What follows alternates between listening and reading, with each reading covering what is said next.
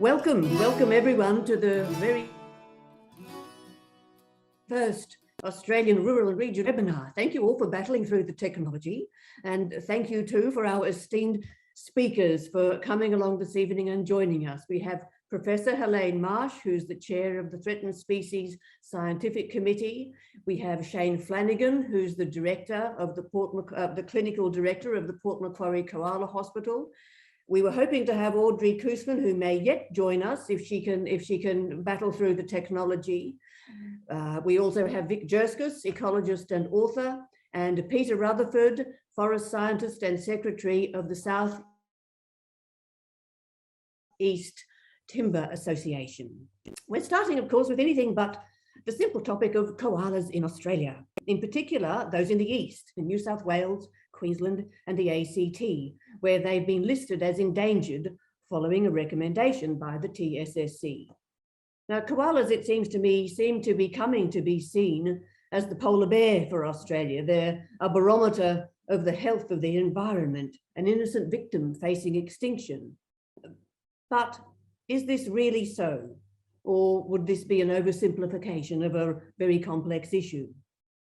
I mean, I would think and I would expect that everybody wants Australia's koalas to be living well, where they're meant to be, as they're meant to be, neither too few nor too many, and without undue unnatural threats.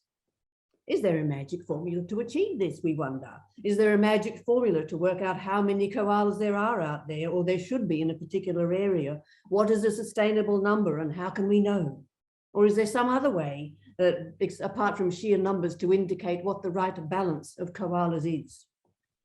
Was it mainly numbers that informed the TSSC's advice that in Queensland, New South Wales and the ACT, they are endangered? And I'm sure the professor will fill us in on this.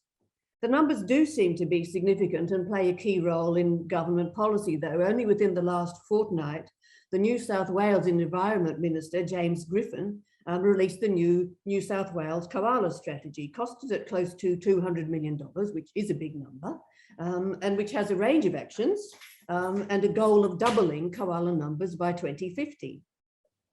I asked the minister, what the precise evidence was that doubling the numbers is a sustainable and indeed an optimum level, and didn't really get an adequate response.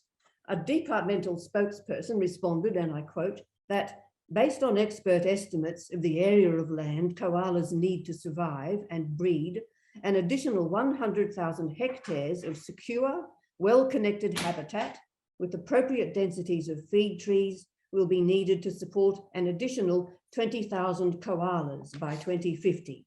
End of quote. Now, tonight, I hope that our guests, who each have a wealth of experience in their different fields and the great respect of their peers, I hope that our guests will help us get a better understanding of the issues surrounding koalas and the status of koalas in Australia. The overarching questions that I'd like us to think about and that I've thrown at our guests are, just quickly, are koalas in Queensland, New South Wales and the ACT, are they an endangered species? What's the optimum level of koalas there and elsewhere in the country? Can this coexist with development, industry, farming and forestry? What are the impacts, the threats over which we can have some control? How can we properly monitor koala populations and their health? And who needs to work together to make the right changes for koalas, for humans and the environment generally? So this evening, I hope we'll hear from each speaker, Professor Marsh, Cheyne Flanagan, Audrey, if she appears, I hope she makes it through, Vic and Peter. Then we'll have some questions between the speakers, because I'm sure each of them will have a question or two to throw at each other in reverse order, which means that you, Peter, will get the questions first, and you, Professor, will get them last. Then if we have time, we might have some questions from the audience. And finally, I'd like each of you to have a bit of a concluding statement, probably, to sum up what we've discussed tonight and to maybe have a go at those overarching questions. So without further ado, I will hand it over to you, Professor Marsh, the chair of the Threatened Species Scientific Committee. So thank you very much, Fiona, and welcome everyone to this webinar. And I'd like to try and answer subset of questions that Fiona asked of me. And I will, first of all, I've got some slides, so I will share my screen.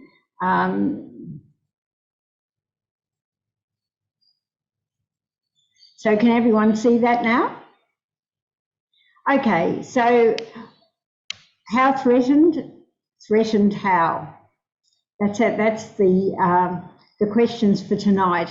So first of all, I'd like to start by acknowledging and paying respects to the traditional owners on the lands on which we're all located and their elders past, present and emerging.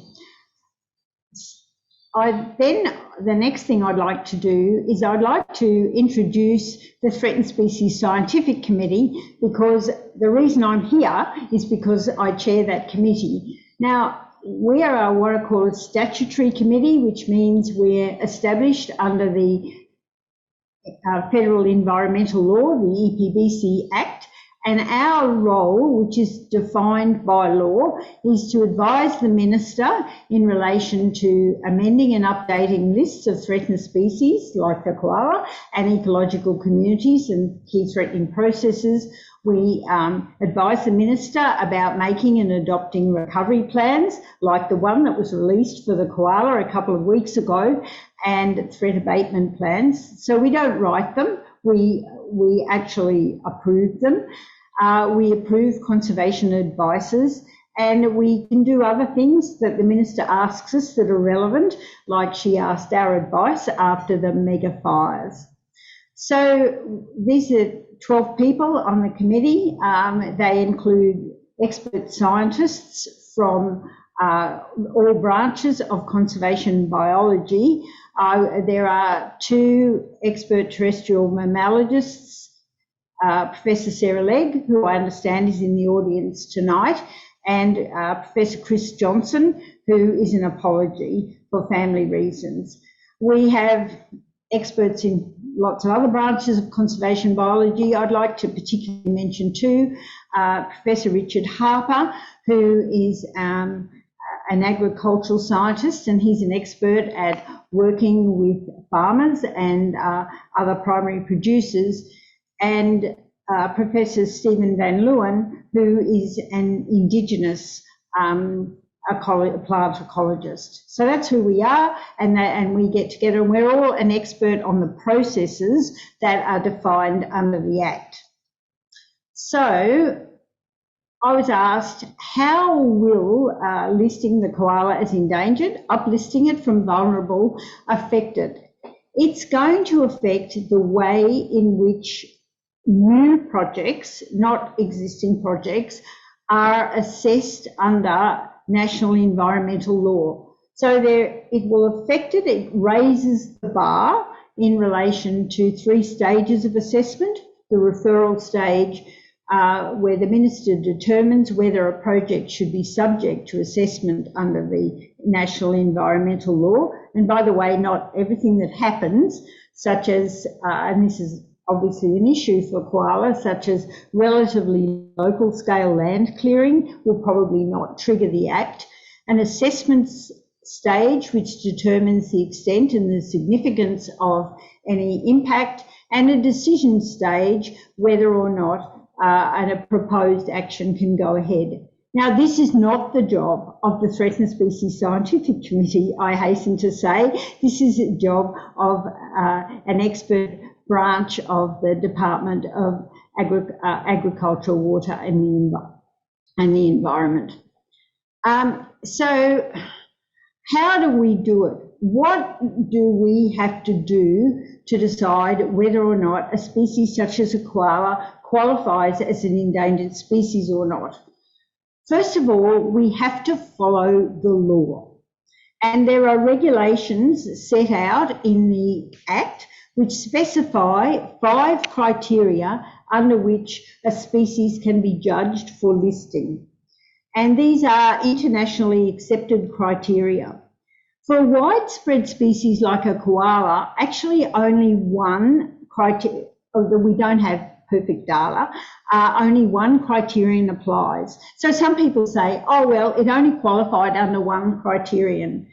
actually that's irrelevant, because the other criteria, with the exception of the last one, which is a modelling criterion, which you need much better data than we've got for koalas, that only one of them can apply for a widespread species. So the fact that that one applies and that's the one we use is what is required.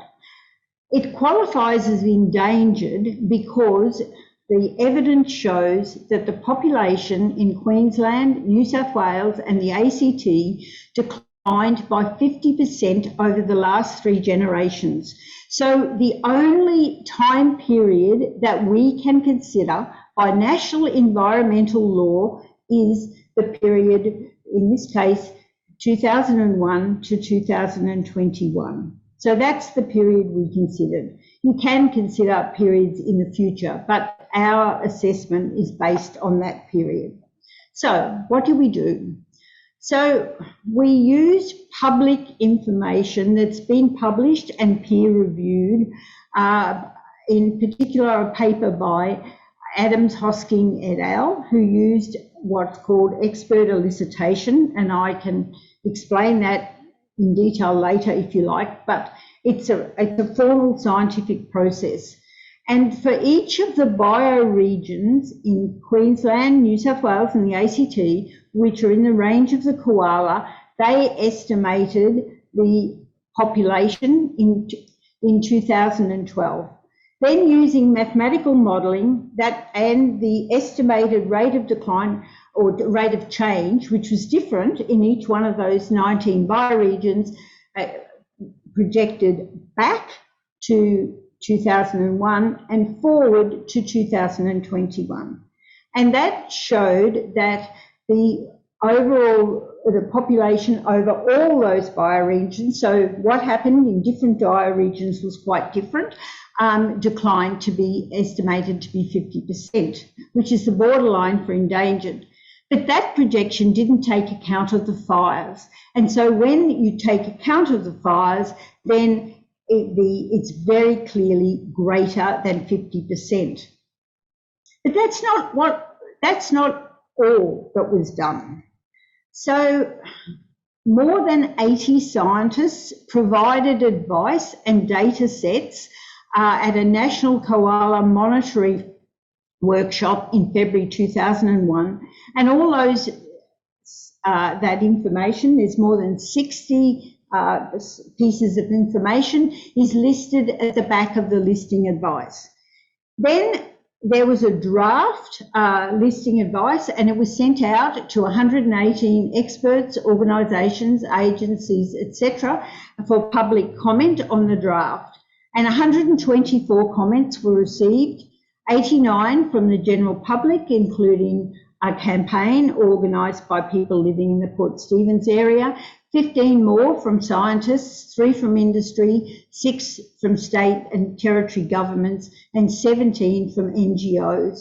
And both the department and my committee considered in detail all that additional information and revised the listing advice accordingly.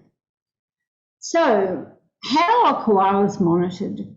Now, this is a hard question because koalas are very easy to identify, but as I'm sure Vic is going to tell you because I've read his publications, they're very difficult to detect.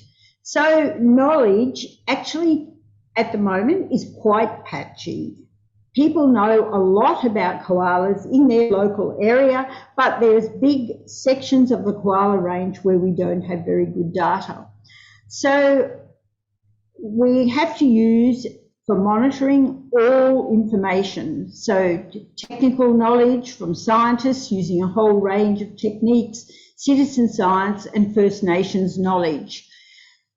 It is really hard to combine that information, and that's why the Australian government has funded the development of a coordinated national koala monitoring program, and CSIRO is leading the co-design and facilitating the rollout of that program. And it's going to use information from communities all over the range of the koalas. And it's actually going to include the koala in Victoria and South Australia, even though that's not included in our listing assessment. So in a few years, we'll have much better information than we have now. So Fiona asked the question, what are the optimum levels of koalas in a particular habitat? I want to say that's a really hard question to answer, particularly in this era of climate change where habitat is changing rapidly, particularly west of the dividing range, and habitat quality is changing at the same time. So we expect that koala numbers are going to decrease in some places, and if we get it right, they may increase in some other places if we improve the management of threats like habitat loss and disease. The more we understand about what drives local changes in the population of koalas, the better we can ensure that the overall population is managed so it's secure. So we think, the Threatened Species Committee thinks, that the National Koala Monitoring Program is a really vital tool in terms of the future of koalas. Fiona also asked me, so when will the status of the koala be reviewed? So that'll be when the Minister of the day puts it on what's called the Final Priority Assessment List, which by environmental law is the work plan of the Threatened Species Scientific Committee. So that's decided by the Minister. So the triggers for that will probably be one of three things. There may be a new public nomination. So a member of the public or an NGO or a combination will put in a new nomination. There will maybe new information, and we're hoping there will be new information from the National Koala Monitoring Program. But remember, we need information about change in the status, so it'll take a few years. And if there are more extreme events like the mega fires, which we hope there aren't, but with climate change there probably will be.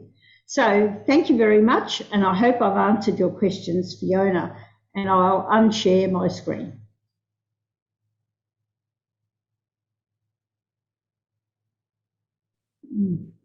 Stop share. Stop share. There you are. So thank you very much, Professor. That was very, very enlightening, and you did. I think you answered all the ones that I had shot to you. I am sure that there may be a few more that people will want to ask you, but I know if we started that now, we could use a lot of time. So if people have questions, please take a note. We'll get back to the professor later on, but for the moment, we'll hear from Cheyne. So I'll hand over to Cheyne Flanagan from the Port Macquarie Koala Hospital to speak about your experience with koalas over all of this time, with the changes that you've seen and what you've seen in the population changes, the health changes, and so on, and what you think is endangered and the optimum level. So I'll hand it over to you, Cheyne. Thank you. That's a lot of questions in to be packed in. Yeah, I've been working with koalas for 25 years, and certainly have seen great decline in numbers over that time frame, and coupled at the same time with the decline in numbers is an increase in urbanisation. And so as the urban areas have increased and more habitat has been removed, there's a corresponding link of animals in serious decline.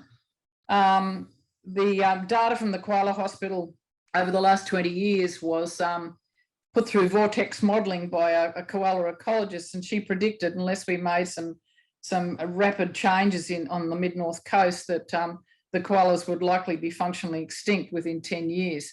So, and the way it's going, it's definitely heading in that direction. The 2019-20 fires have certainly exacerbated this issue. But one thing that came out of the 2019-20 fires, I'm sure you would have all seen the massive amount of media that was around animals that were burnt, etc. It brought an absolutely huge international attention to this country and to places such as the Port Macquarie Koala Hospital. And just to give you an example of how the world is horrified to know that the koala could potentially go extinct, we put together a GoFundMe page to try and build some wildlife watering stations to disperse them throughout New South Wales during the drought and the fire period. And we put up this GoFundMe page for $25,000. We got 8 million. So that in itself speaks volumes how, as a country, we have an obligation, apart from it's just be criminal if anything happened to this species and all the other species that live in association with them. Internationally, the koala is just so iconic.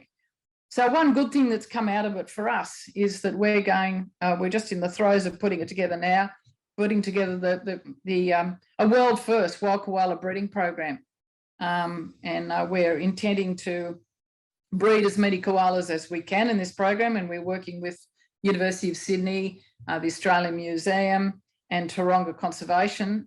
We're doing this as a partnership, and our goal in the first 5 years is to try and bolster and repopulate some of the populations in the mid-north coast and eventually expand to other areas.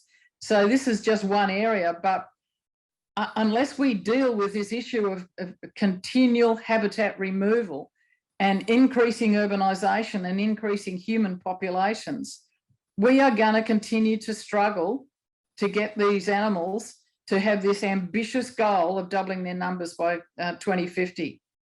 It's going to be pointless if we don't have decent vegetation to put these animals in. And currently that's getting less. So that's where it is for us. Okay, would you be game to try to hazard a guess as to what the optimum koala population would be, or how you can tell if it's at that sort of level? Are we talking at country or just regionally?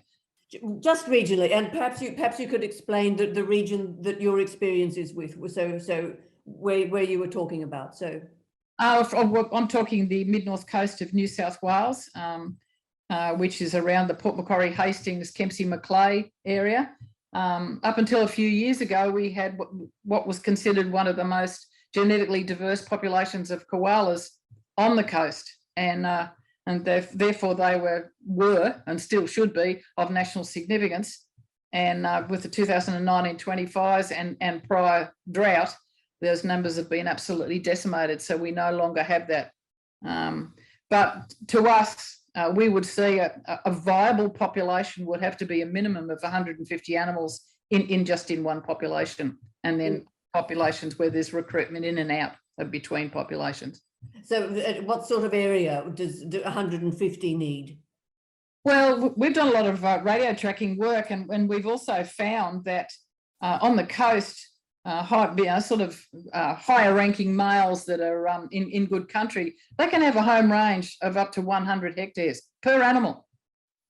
That's a considerable amount of land for one animal. So if you picture 150 koalas, I mean, a lot of home ranges will probably, depending on habitat quality, could be anywhere around 25 hectares, but they can have bigger home ranges than that. So you have to do the maths and work out 150 animals with potentially a minimum of a 50 hectare home range.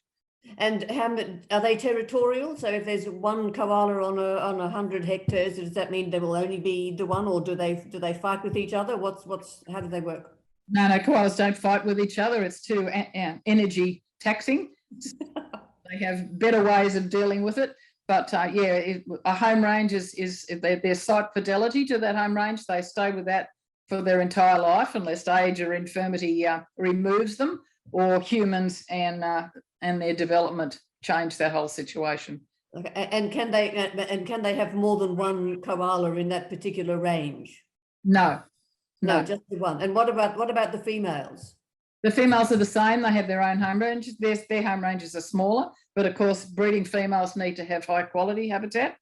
But their home ranges overlap. It's quite complex. Koalas have a very, very complex social dynamic. They're not like people think, solitary and they just ignore each other.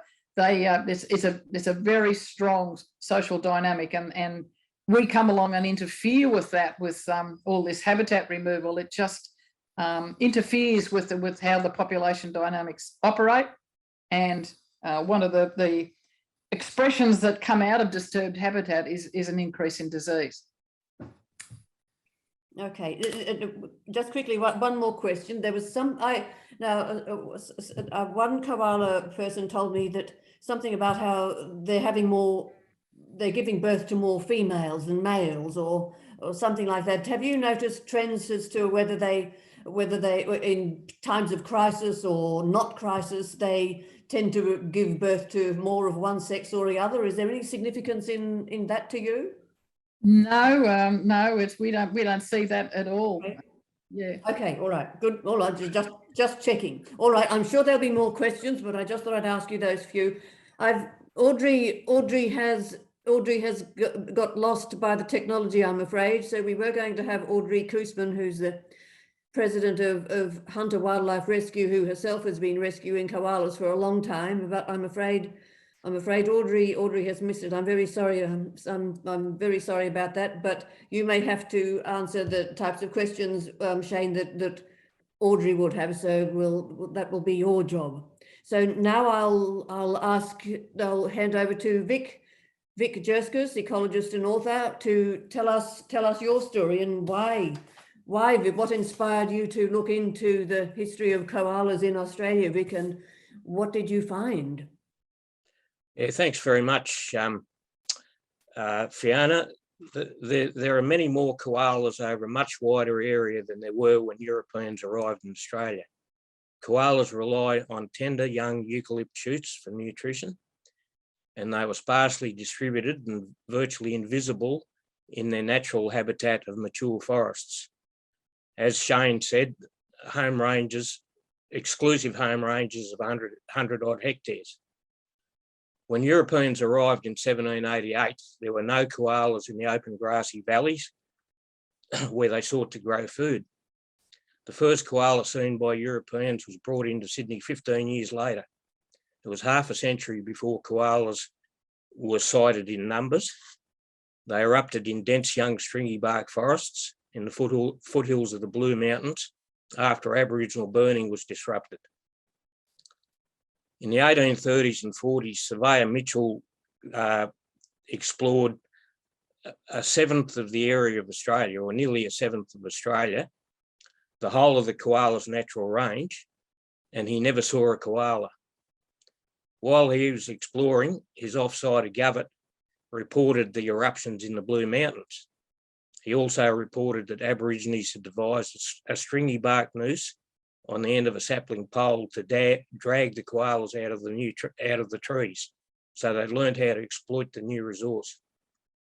European pastoralists followed the explorers and established pastures in grassy valleys. Eucalypts in the pastures declined, and declining eucalypts constantly turn over soft young growth. So the koalas erupting in the foothills invaded the valleys. By the 1870s, there were plagues of koalas in the coastal valleys in southeastern Australia. They outstripped the food resources in the declining trees, and they suffered overcrowding, malnutrition, and disease. People shot them and used their fur. The more adults they shot, the more young survived. The koala numbers crashed from South Australia to southeast Queensland when leaves frizzled during the Federation drought. Excuse me. Koalas were legally protected from hunting in New South Wales in 1903 and even earlier in Victoria. And they were thought to be extinct right through South Australia, Victoria, New South Wales and southeast Queensland by the 1930s. I'll try and put a map up for you.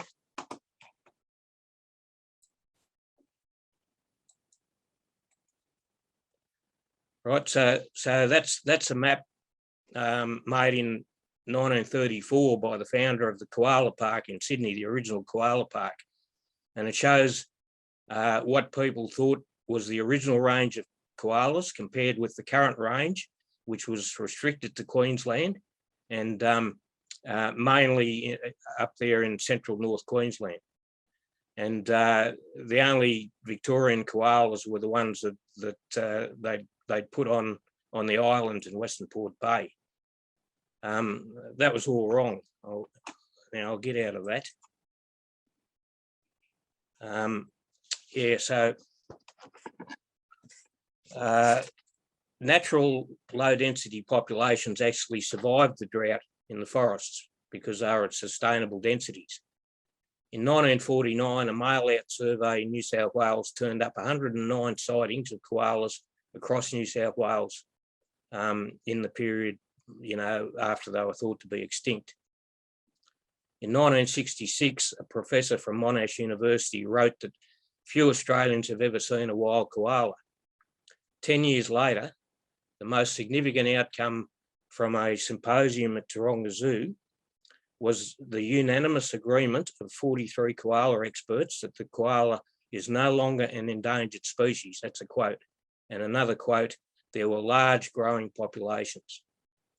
In 1988, New South Wales Environment Minister Tim Moore and the National Park Service staged a koala summit and commenced a very successful campaign to use koalas as a flagship species, to include more public forests in the national park estate, and they also wanted to increase their control over development on private lands.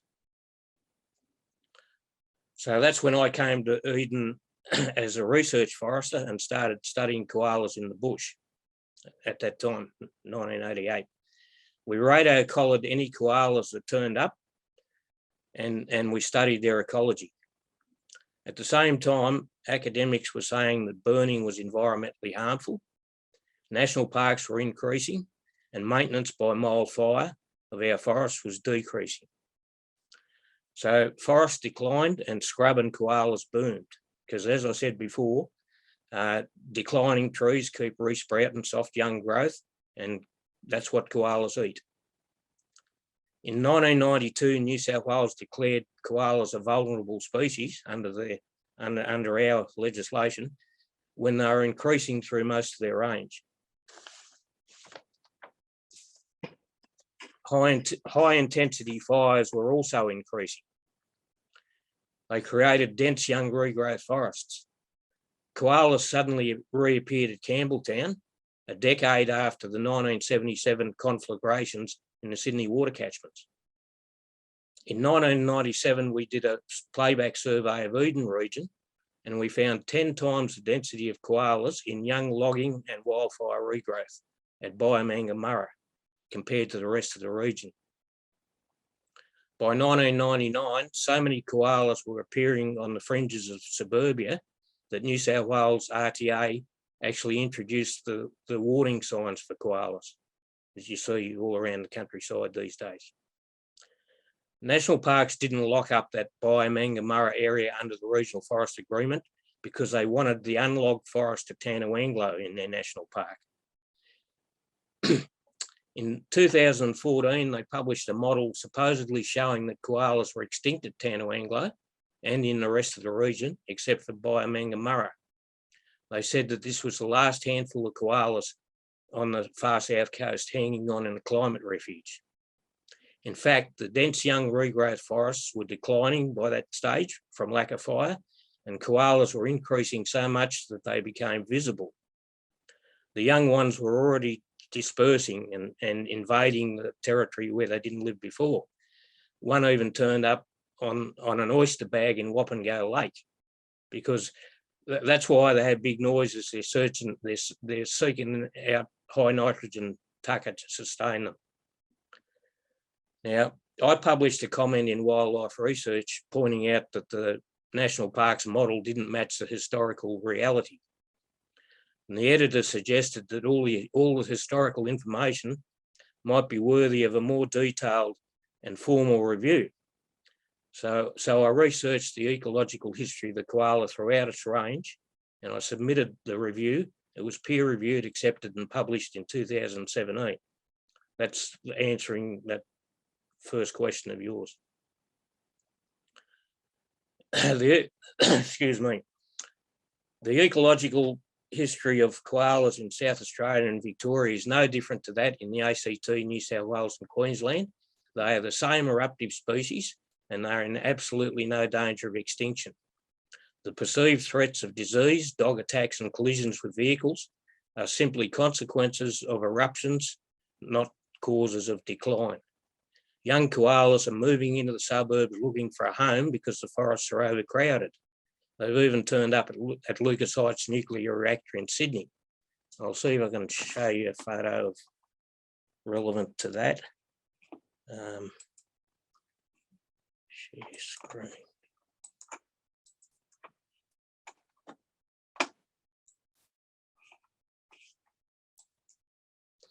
Right, so this photo not only illustrates that they've had to put up warning signs there at Lucas Heights, but it also illustrates the dense young scrub that developed after the 1977 fires in the water supply catchments.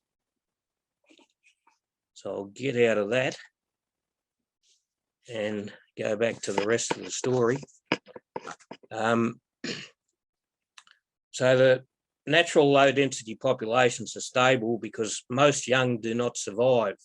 It's all about carrying capacity.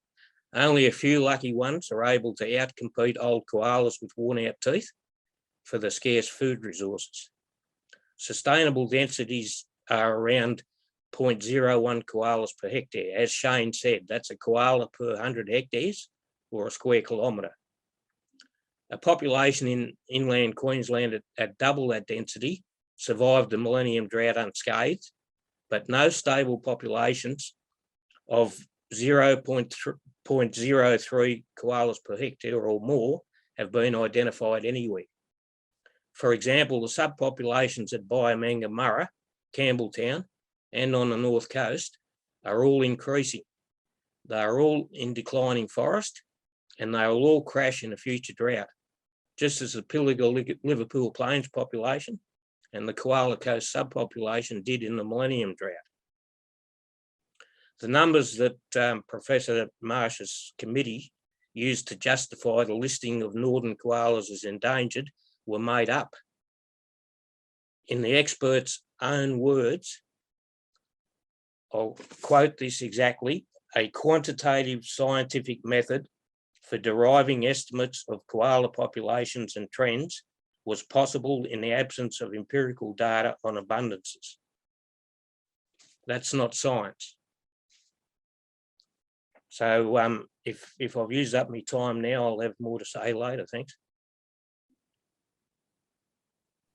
All right, thank you, Vic. I'm sure there'll be some questions for you from your fellow speakers as well. Thank you for that. And it's now your turn, Peter. So your perspective on koalas as a forest scientist and as a person involved with forestry. I mean, people wonder how do foresters treat koalas? I mean, we've all seen that ad of that heart-wrenching ad of the children putting the thing around the tree, and everybody, does that really happen? Please tell us the relationship between forestry and koalas. Yeah, Fiona, I'll just touch on that ad. Earlier speakers have talked about clearing of koala habitat for urban development, and I think that was what that NRMA advertisement was about. Just at a personal level, as a result of that, I no longer hold, and my wife and I no longer hold any NRMA insurance policies after over 50 years. So that's our view on what the NRMA had to in terms of using koalas to generate business. But look, I'd like to take a little broader perspective. If I was asked to come up with a solution for Australia's declining biodiversity, which includes koalas, I'd take a lesson from Dave Allen, the Irish comedian, and I would say that I wouldn't be starting the journey from here.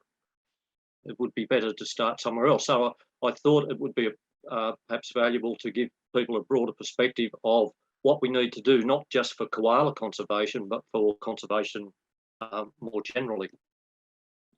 So I'll first of all, given the interconnected relationship of forests across the landscape, sustainable forest management must be viewed across both public and private land, and it must include the conservation reserve system. A big issue from my perspective is that we have a terra nullius approach to environmental management of environmentally sensitive areas in New South Wales and Australia. And that approach is emphasised by the language of preservation, which is a museum construct, rather than conservation, which is a natural environment issue. So terms include permanent protection, permanent retention, long undisturbed patches and wilderness. In June 1972, an early terra nullius opinion was voiced by, in my view, a terra nullius opinion was voiced by two botanists from the Royal Botanic Gardens and the National Herbarium in Sydney, with regard to the ecological effects of high-intensity summer bushfires compared to the ecological effects of low-intensity fires in other seasons. The botanists expressed the opinion that these regular planned low-intensity fires will be damaging to flora and fauna using any definition of damage.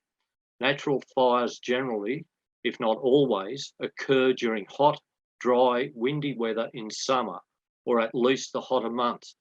It is this regime to which our plants and animals are presumably adapted. To state or suggest that winter hazard reduction is a substitute for or equivalent to summer wildfire is quite ludicrous. Most plants and animals have growth rhythms which reflect seasonal conditions, and to superimpose a completely alien fire regime may well be more devastating than the occasional 10-year crown fire.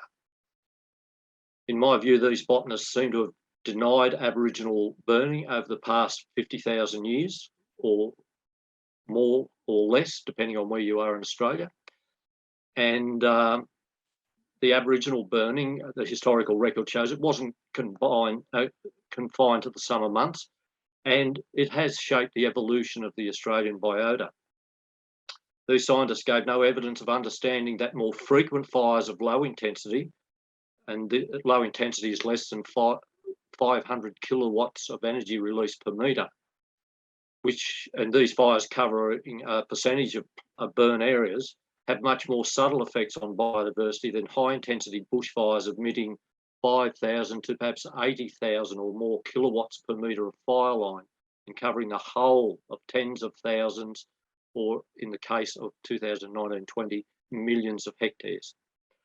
So 50 years later, we have a number of fire and ecology experts who continue what might best be described to hold a poor understanding of fire intensity under varying fuel loads and weather conditions and the consequential impacts on biodiversity. Much of the key New South Wales regulatory system is also built around a terra nullius perspective, and an example of that is the Wilderness Act 1987.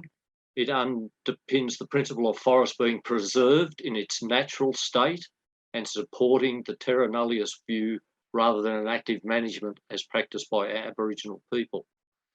So the New South Wales and most other states and federal law needs to be rewritten to facilitate an active and adaptive approach to conservation management if we are to turn the environmental Titanic that lies before us, and which we saw the very clear potential of in the fire season of 2019-20. So at the moment, in New South Wales, we have around 80% of the available public land base, almost 7.5 million hectares in the parks and reserve system. And there's potentially 1.8 million hectares of state forest that has not yet been moved across into the permanent reserve system. Concern that many people have that work in the forest industries that have spent their lives working and living around forests is that on page 2 of the New South Wales National Parks and Wildlife September 2021 Zero Extinction Report, they state there is evidence that the overall decline in biodiversity in New South Wales is occurring even in the National Park estate. Now, that's the first time I've seen a Parks and Reserve agency be that clear about the issue being across the landscape, and that's why we need to look more broadly than just a particular land tenure, whether it be state forest, parks or private property. So despite up to a century of timber production, biodiverse state forests continue to be transferred to national parks to shore up conservation objectives, including koala protection. And I will see if I can share something just to show what I mean about that. Yeah. This is a table prepared by New South Wales National Parks and Wildlife Service. It shows the results of koala surveys that were undertaken in the lead up to 2016. And what it showed was in Biomanga National Park, where one of the people that was involved in the negotiations advised me they had transferred what was considered to be the best koala habitat into the Parks and Reserve system. So the occupancy rate, which is a count of whether or not there's evidence of koalas at each survey point, was 7% of plots, so 7 in 100. In the Mumbler State Forest, the occupancy rate was over 21% and over 14% in Murray State Forest. So we had 2 to 3 times the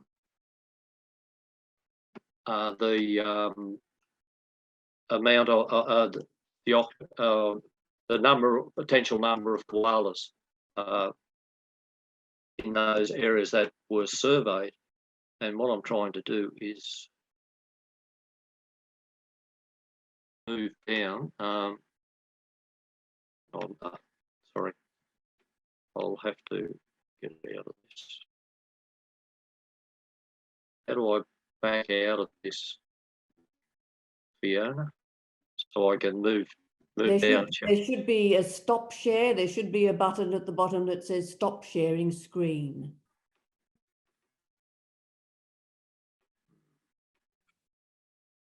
I'll just get out of that. I think I've got rid of it.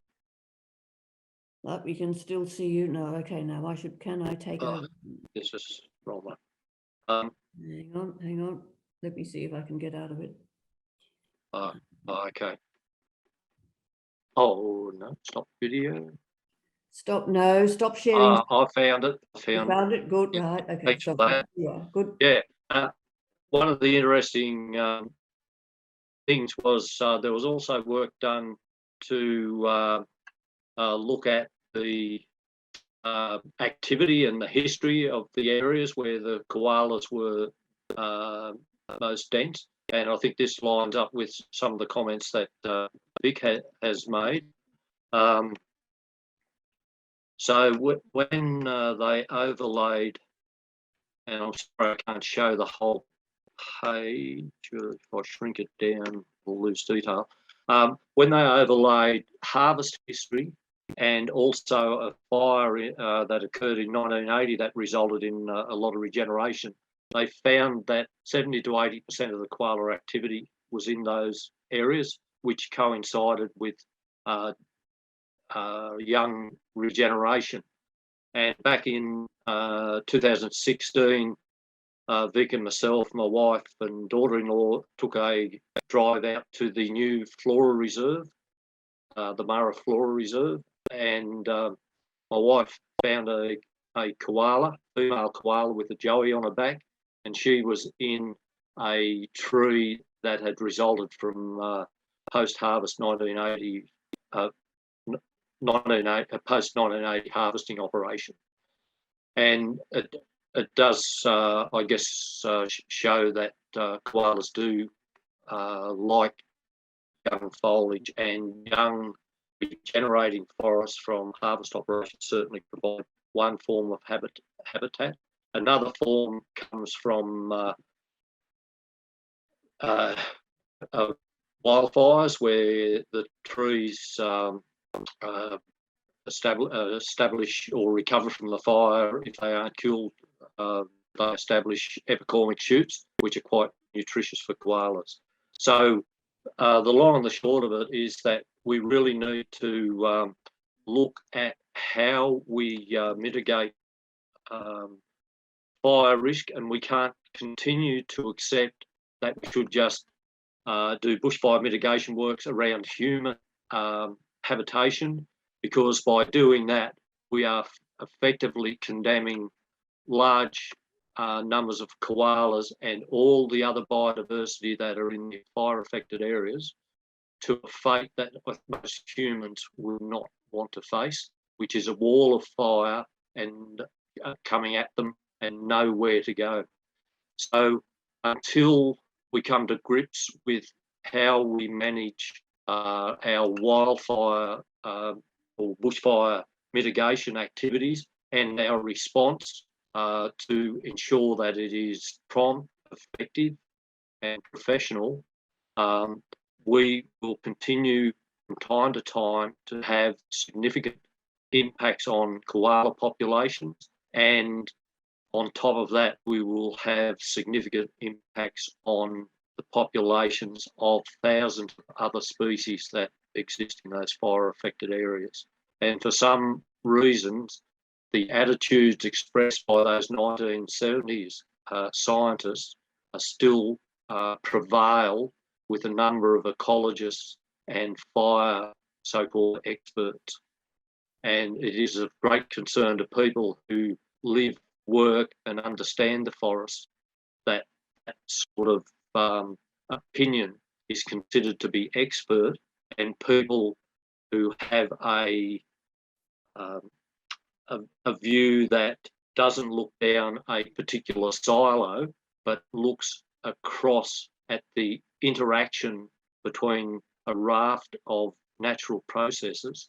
It is of great concern to the people who have a broader view and understand the interactions of fire with fuel levels, with lack of low intensity burning and those sorts of things. Seem to get very little traction when it comes to providing advice to people like yourself, Helen, and others that advise government on what we should do to stop species heading for extinction. And I could talk a lot more on the inlay mallee, but that's just an example of a species where there are, post the fire, about 48 trees left out of a pre-fire population of 80 mature trees, all in poor health, and 35 seedlings that were all killed in the fire. So where's the rivers of cash for the inlay mallee, I would ask. Oh, well, thanks for your time.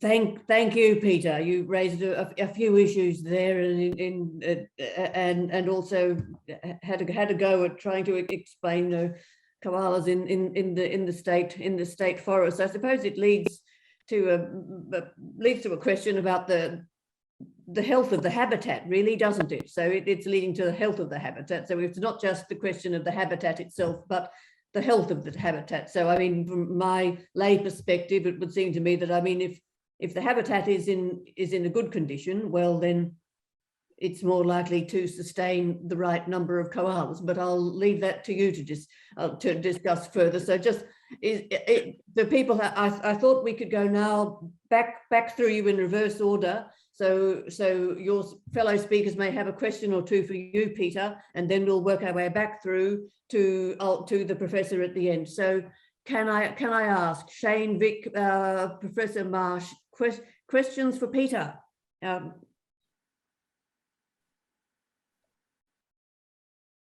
Cheyne has one. Go for it, Cheyne. It's not exactly a question. It's probably just a comment, Peter. We've been working with Forestry and DPI Forest Science Unit and we captured a number of koalas in state forest and tracked them for a year. And the papers are going to be published soon.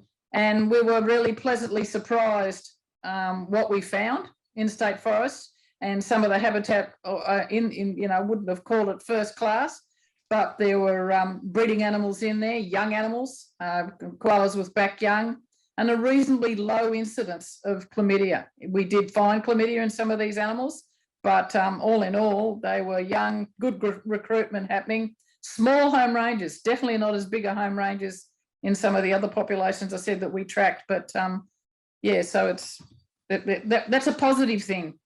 So just in terms of koala habitat,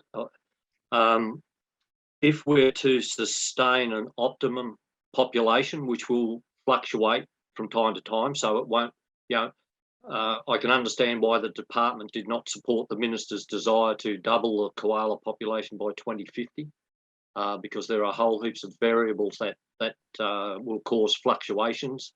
But just from my perspective, in terms of having an optimum number of koalas, given they thrive best on younger, more nutritious foliage, we can have high intensity bushfires, and the aftermath of that for the trees that survive is a flush of growth that if there's any surviving koalas, they will almost have an unlimited resource for a period of time, but it's hardly sustainable, and the animal cruelty issues associated with that just are terrible.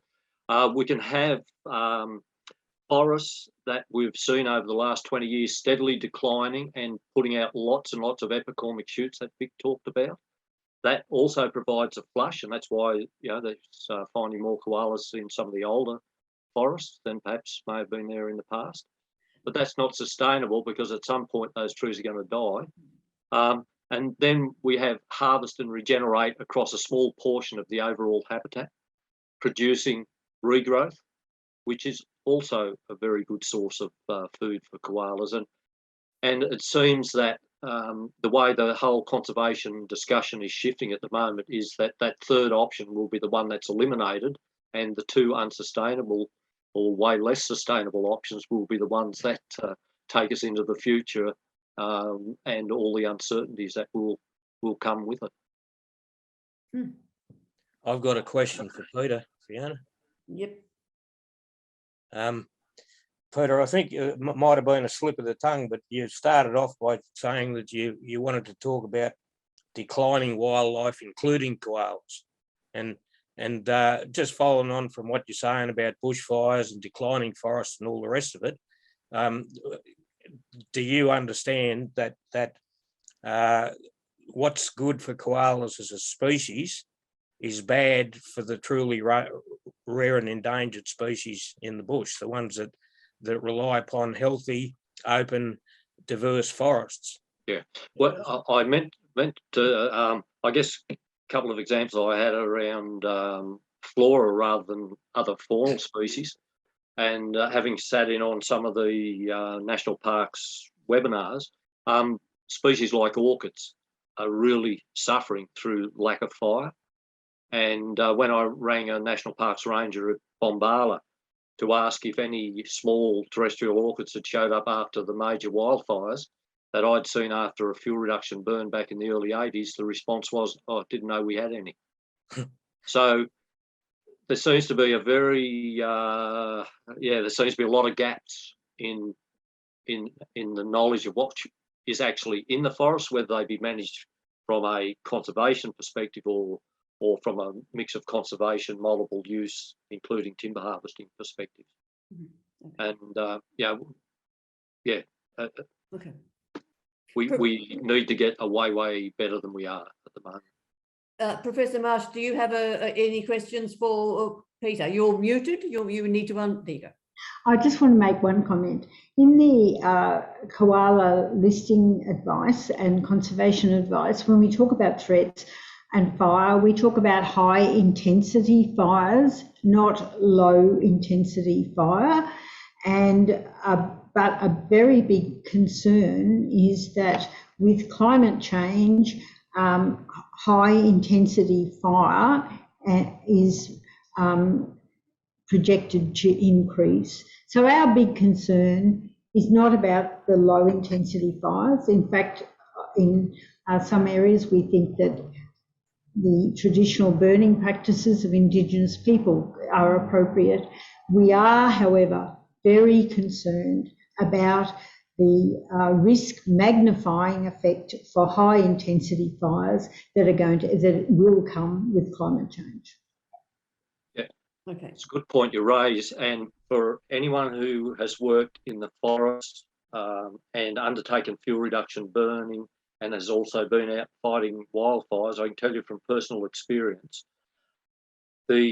one of the factors that underpinned the extent of the 2019-20 fire season was a 70% decline in fuel reduction, reported fuel reduction burning in New South Wales in the first 4 years of this century compared to the following 16. There was a 69 to 70% reduction in fuel reduction burning. So low intensity burning, which is what fuel reduction is about, it also is potentially ecological burning. It is just about gone. And the thing that you don't want, high intensity burns, are going to be guaranteed every time we get a drought year. Without the mitigation, which is predominantly around low intensity burns, which stimulate orchids and a whole host of other uncommon species that are being choked out of our forests by pittosporum, tea tree and other woody weeds that are so much more dominant. So when we get a fire event, we get massive fires because we've got the ladder fuel on top of the heavy ground fuels. So the active and adaptive management of our forests, which includes a lot of more low intensity burning than we have at the moment, is critical if the inevitable high intensity fires are to be kept to a reasonable level. So how effective, Peter, how effective do you think the low intensity burning would be to sort of offset the increased risk from climate change? I mean, has anybody tried to make that sort of equation? I mean, climate change, if we'll all agree there is some climate change happening, I mean, how effective would the low intensity burning being to offset the risk of high intensity of fires from climate change? I thought that the potential for hotter and drier climates might drive some more thinking around increasing the amount of fuel reduction burning. Western Australia is the only state that's kept up a reasonable level. Climate change, any climate variability that pushes us into hotter and drier seasons is a reason to do more low intensity off-season burning rather than cook our forests in the middle of summer with high fuel loads. Okay. And the message is not getting through. We've got I'll try not to be naughty, but the fire management authorities, the big thing for them is getting more large aircraft rather than undertaking the unsexy low intensity off-season burning. Okay. Thank you, Peter. Vic, it's your turn. Who has some questions for Vic? Yes, you'll take the floor, Professor Marsh. You're still on mute. There you go. No, I'll get it right eventually. Vic, my question for you is, how do you think today's koala management would change if there were more consideration to the history of koalas in Australia since European settlement? And how would you factor climate change into that? Yeah, thank you. The way that management has to change is the way that Peter says. The only thing I disagree with Peter on, he talks about hazard reduction burning. It's not hazard reduction burning, it's ecological maintenance. If you're maintaining the bush properly, you're maintaining healthy open forests with diverse ground covers and low fuels. If fuels are accumulating, if you have to reduce fuels, it means you're not managing the bush properly. So specifically on koalas, if you if we reinstate sustainable fire management, ecological maintenance by frequent mild fire, all the other problems disappear. Because as we've been saying, that as I've been saying, that the koala eruptions were a result of unsustainably high populations building up in young forests, sick forests, and young sick forests, and also in valley woodland trees getting sick.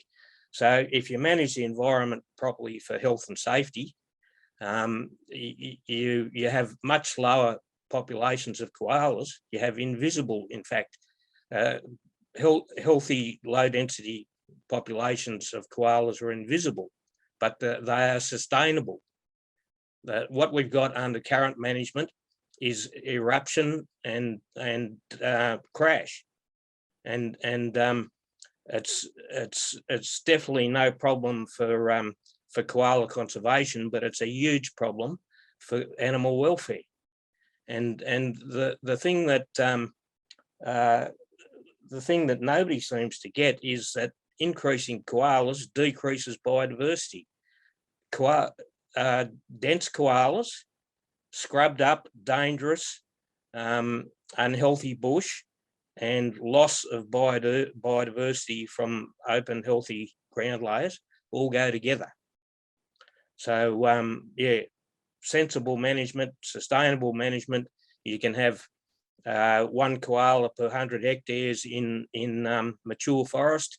You can have 3 koalas per 100 hectares in regrowth forest, because it's got more young growth in it, and you can even manage timber plantations for koalas. You can control the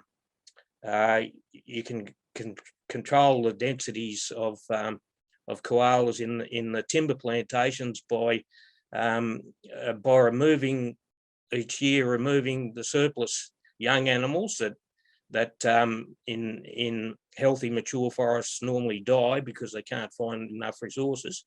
In plantations, you can produce those young animals and remove them for export to wildlife parks. There's absolutely no technical reason that you can't manage healthy forest and healthy koala populations, but you can't have high dense koala populations and healthy forests and biodiversity. They don't go together. Cheyne, do you have a question for Vic?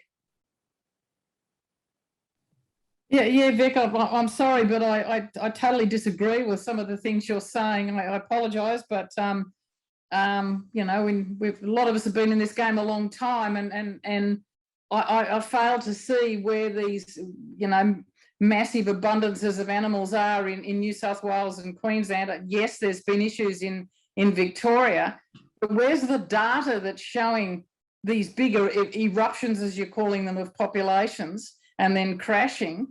And also, we all know how difficult koalas can be to see, and the information about in the 1800s about this big eruption of koalas. Where's the data?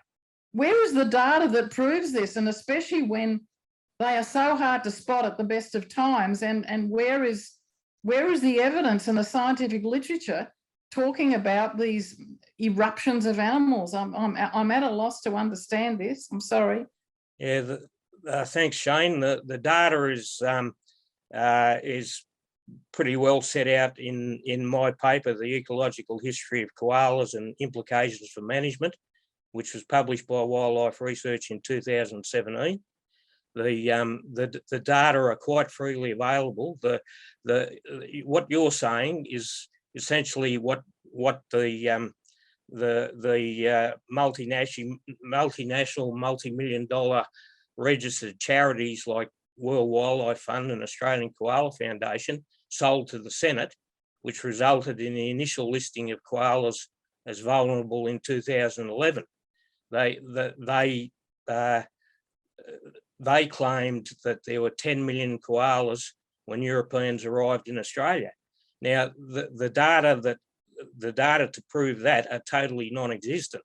The data that disprove it are all the records of all the explorers, the records that Greg Gordon published in Queensland from the equivalent of pastures protection boards and so forth, the records that show very clearly that there were no records of koalas, for example, on the Sunshine Coast prior to 1890.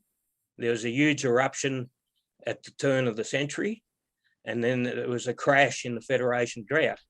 Those records are all published in the scientific literature, and Greg was one of those experts that Professor Marsh was talking about, that was involved in the elicitation and mathematical modelling project that made up the numbers for the decision. And he was one of, I think, about 18 experts that were involved in various sessions of that. And he was the only one that didn't put his name on any of the 3 papers that came out of that process. The evidence is all there. The fact is that the scientific committee and the bureaucracies haven't considered it. Can I respond? Yes, So I'll make 2 comments. The first one about the original listing of the koala as vulnerable. I actually chaired that committee, and I can tell you that we did not follow the Senate inquiry. What happened, I think, I came in sort of in the middle of this, and that the Senate inquiry prompted the then minister to put the koala on what's called the FPAL, which is the program of work of the Threatened Species Scientific Committee. We used IUCN internationally recognised process and criteria to determine the change in population status at that time, and it did not qualify at that time as endangered, it qualified as vulnerable. You say that scientists make up the data. That is not true. The process used is called expert elicitation, and it was worked out over a period of 6 months, facilitated by a person called Mark Bergman, who's not a koala expert. He's an expert in expert elicitation. There were 15 experts who considered this information from each of the bioregions and went through a very rigorous process. But that was not all, because, as I mentioned in my talk, there was also data sets collected from 80 experts, and they're listed in the listing advice. There's more than 60 sources of information, and that was also giving information that fitted in with the expert elicitation, which indicated that this huge number of experts believed and had data to show it, that the populations were declining over the period that national environmental law requires us to consider. So I really dispute that this was based on made up data. It was very, very carefully considered by a very large number of highly qualified people, and then it went out for public consultation. You made a submission, the forest people made a submission, we read every submission. And I believe that our listing assessment was based on the best scientific data based on a huge number of a consensus from a huge number of people. So I really dispute that it wasn't just a bunch of people sitting around making up data. Absolutely not. There is a huge amount of scientifically data on koalas in Australia, and the take-home message is there's a problem. Thanks, Helene. Those experts, by their own admission, made up the data. That elicitation process that you describe, it was, according to their own words, a quantitative scientific method for deriving estimates of koala populations and trends was possible in the absence of empirical data. That's not science. All the other information that you're referring to, I'll let you speak. All the other information you're referring to is all the 80 experts and all the rest of it. Most of that data came from totally ineffective survey methods. When you apply effective survey methods, for example, when we did our regional playback survey in 1997, when National Parks said that the koalas were extinct through most of the region, we found koalas through most of the region. When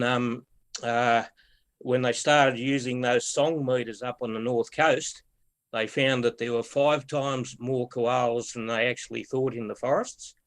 And in using this, the method, the same forest between the first time in 2017 and more recently in 2019, the detection rate of koalas has increased from something like 64% to 90-something%. There's absolutely no doubt that koalas are increasing in the declining forests. Well, I think we might have to agree to disagree, and I want to say that 80 experts on koalas disagree with you. I guess that the National Koala Monitoring Program, which is going to be introduced, and let's see what information that generates at the national scale over the next few years. Scientific consensus is an oxymoron. Professor Marsh, could I just, the 20-year period, is that a bit too short, really? Could there be something a bit deficient about the 20-year period? Do we really need to look back a bit further than that?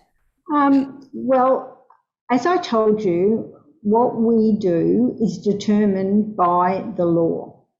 And the agreed system by the International Union of Conservation of Nature is that if you want to look at the trend in a population for a listing assessment, you do it for either 3 times the generation length or 10 years, whichever is the longer.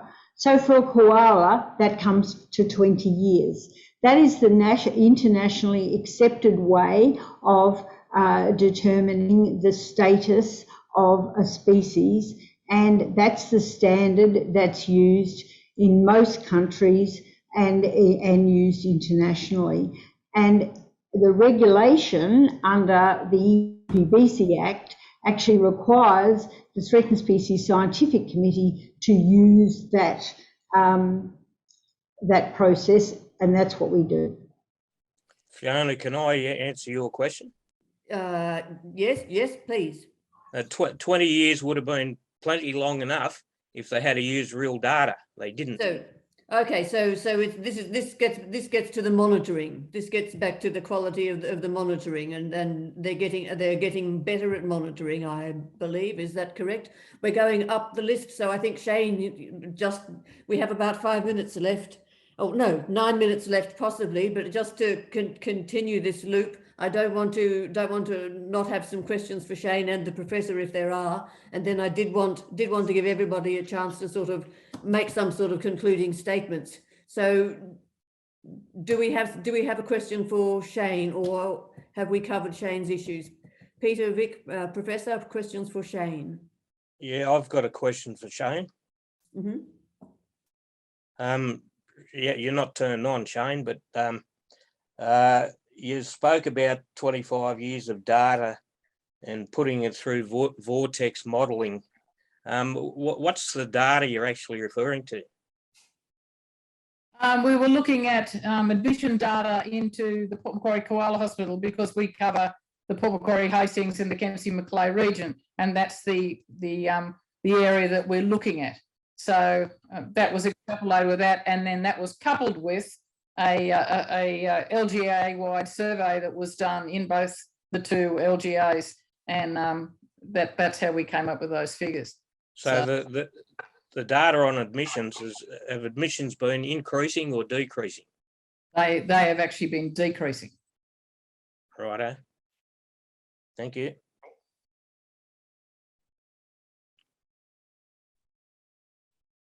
Can I ask a question? Okay, can you hear me? Yes. Yeah, Go, Peter.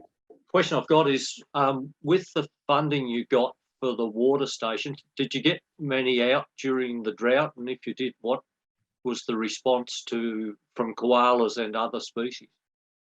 They were actually fantastic. They were made by a company out in Inverell originally, and then we ended up making them locally. We put 140 watering stations across New South Wales, and then sent templates to South Australia, Victoria and Queensland for people up there to do their own. They're all still there, and they're now owned by whoever we sent them to. We set wildlife cameras up on many of them, and not only were koalas using them a lot, but so were many other species as well. So our watering stations have got a big pickle drum up the top. Then they've got an open platform with a top feeder that's on a ball cock. And then there's another one down on the ground encased in a mesh so that pigs and deer can't get at it, but it's available for kangaroos and echidnas and whatever. So there was multiple species using them. They were highly successful. Very pleased with them. We did get one stolen, but that was about it. Yeah. Oh, that's great. That's a great result, then, isn't it? And you, of the forestry people, of course, you have your monitoring cameras up as well, don't they? So they see, you get wildlife reports from the camera set up in the forest as well, I think, Peter. So that's a good result. That's a great result. There were water stations established down here. I'm not sure whether they came from your program, Cheyne, but yeah, they had similar results to what you're saying. Professor Marsh, you're the last one on the spot. Do we have any outstanding questions for the professor, or are we all ready to try to make a concluding statement? Yes, we're getting a bit tight, Peter, but fire away. One question, Helene, I'm just wondering if you know, over your period or from the when the Biodiversity Conservation Act was established, how many species have been treated under Section 517 as the koalas were? As far as I know, Peter, the koala was the only one that has been treated under Section 517. So for the rest of you, Section 517 of the Act provides that the minister may determine that a distinct population of a biological entity is a species for the purpose of the Act. And in 2012, the then minister declared that the combined populations of Queensland, New South Wales and the ACT would be a species for the purposes of the Act. And the reason for that was because of the very substantial difference in the conservation status in those three jurisdictions from the situation in Victoria and South Australia. Having a very wide range species like the koala, where the situation is different in different places, is very difficult from a conservation perspective. And the concerns were that under the national environmental law, that the koala was being neglected, if you like. It wasn't a matter of national environmental significance in New South Wales, Queensland and the ACT because it was being swamped by the situation, particularly in Victoria. So that's why the then minister made that distinction. So you didn't handle the one to do with the bandicoots being put onto French Island, where that provision was used in some way? So I'm sorry, I can't comment on that. Peter, I don't know about that. I do know about the use of 517 in 2012. Yeah. Can we just? I don't know if they're going to cut us off arbitrarily. I hope they don't. I hope it will give us just another few minutes for everybody, if they wish to make a concluding statement as to what they've got out of the evening or what final points that you'd like to make. So would you like to start, Professor Marsh? And thank you all again, and thank you everybody for attending. It's been very interesting. I'm sure you'll agree. Okay, I'd like to say that it's very important to understand that threats to koalas are different in different areas, and as koala management is implemented at local levels, I think there are likely to be winners and losers in terms of effect on different people. And I believe that at a local scale, stakeholders need to work together to determine priorities. And this is a values question, not a scientific question. But there are very good techniques available to facilitate public dialogue on important issues that involve different stakeholder values. And that's what we've heard about tonight, actually. So I hope that some of these techniques will be used to work out the best way for local communities to resolve their different views in koala management. As a highly valued iconic species, I think that the koala offers Australia an unparalleled opportunity to manage a huge swathe of a terrestrial environment of Eastern Australia in a manner that enables the koala and other threatened plants and animals to coexist with agreed levels of development, industry, farming and forestry in the face of climate change. And I see koalas conservation as an opportunity to do that. Thank you, Professor.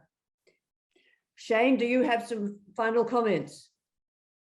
I wholeheartedly agree with what Helene just said. That's right on the money. Just one final thing: we've been talking about fire and what that can do to koala populations. Our changing climate is far more important than just fire in itself. Major heat events take out koalas in a really big way, and they're chronic and long term, where a fire is something that hits hard and fast. So we've really got to address our changing climate if we're going to protect this species above and beyond habitat and protection. So that's all I've got to say. Right, thank you. Thank you, Vic. Yeah, I think that we'll never get anywhere unless we base our management on science and real data, not elicitation and modelling. And, you know, governments can't make sensible decisions if they're not getting sound scientific advice. Peter. I'll beat the bushfire mitigation one again. The Greater Blue Mountain World Heritage Area comprises 1,080,000 hectares of conservation reserve. 79% or 855,000 hectares of that burnt in 2019-20. That's on top of bits that have burnt, lots that have burnt before that, and some that has burnt since. And unless we get our head around bushfire mitigation, the ecological Titanic, I think I referred to earlier on, it won't be an iceberg that we land on. It's going to be a firebird, and we've got to do something to stop that. Okay, all right. Well, thank you. Thank you again, all of you. I hope that we'll be able to put up some summary, or if not all of this Zoom webinar at some point.